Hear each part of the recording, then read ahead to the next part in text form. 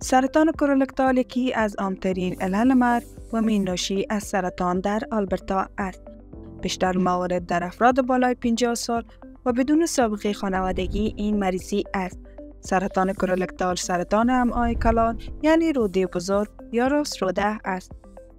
اگر 50 تا 74 ساله هستید، مهم است که به طور منظم معاینه شوید. معاینه به دنبال علائم اولیه سرطان در افراد است که احساس خوبی دارند و هیچ علائمی ندارند.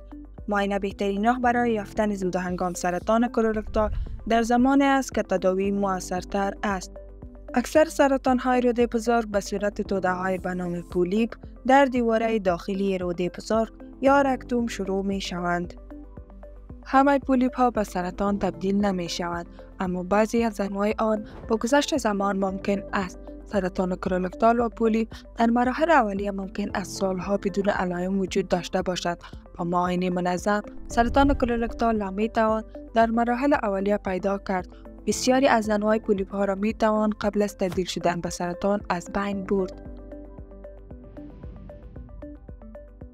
آزمایش اصلی معاینه سرطان کولوردال عبارتند از آزمایش ایمیونوکیمیکال مدفوع یا FIT و کولونوسکوپی. شما و ارائه دهنده مراقبت‌های صحی خود می توانید در مورد اینکه کدام آزمایش برای شما مناسب است صحبت کنید. FIT آزمایش معاینه توسعه شده برای افرادی است که در خطر متوسط ابتلا به سرطان کولوردال قرار دارند. اکثر مردم در معرض خطر متوسط هستند. این شامل کسانی است که کدام علائمی ندارند و سابقه شخصی یا خانوادگی سرطان کولوردال ندارند. معاینه را با FIT از 50 سالگی شروع کنید. FIT یک آزمایش آسان و خانگی است که وجود خون پنهان در مواد غایطی شما را بررسی می کند. شما یک نمونه مواد غایطی کوچک جمع آوری می کنید و به لابراتوار ارسال می شود.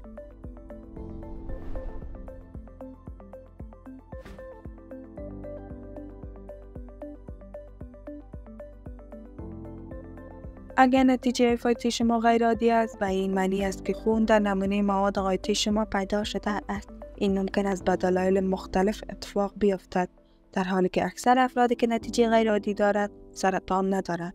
دکتر یا ارائه دهنده مراقبت‌های صحی شما ممکن است کولونوسکوپی را برای یافتن علت خونریزی توصیه کند.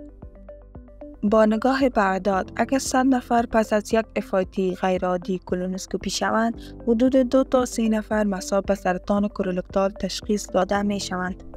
زمانی که سرطان کولوردال زود تشخیص داده شود، 90% موارد را می توان با موفقیت تداوی کرد. به همین دلیل معاینه بسیار مهم است.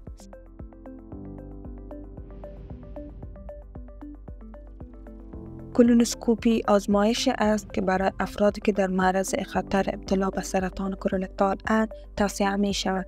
اگر شما یا یکی از اعضای خانواده تان مانند والدین، خواهر و برادر یا فرزندانتان در گذشته سرطان کولوردال یا پولیپ داشته باشید، ممکن است در معرض خطر بیشتری باشید. کولونوسکوپی به دکتر اجازه می دهد داخل امعای بزرگ شما را ببیند. این آزمایش با استفاده از یک کولونوسکوپ انجام می شود که یک لوله بلند، نازک و منعطف با نور و کمره در آخر آن است.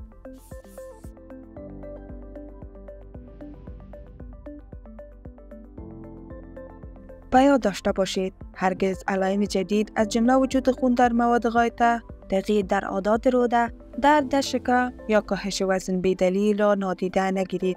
در صورت بروز این علائم یا علائم دیگری که نگران آن هستید، به دکتر یا ارائه دهنده مراقبت‌های صحی خود مراجعه کنید. برای معلومات بیشتر مراجعه کنید به ahs.ca/COLONOSCOPY.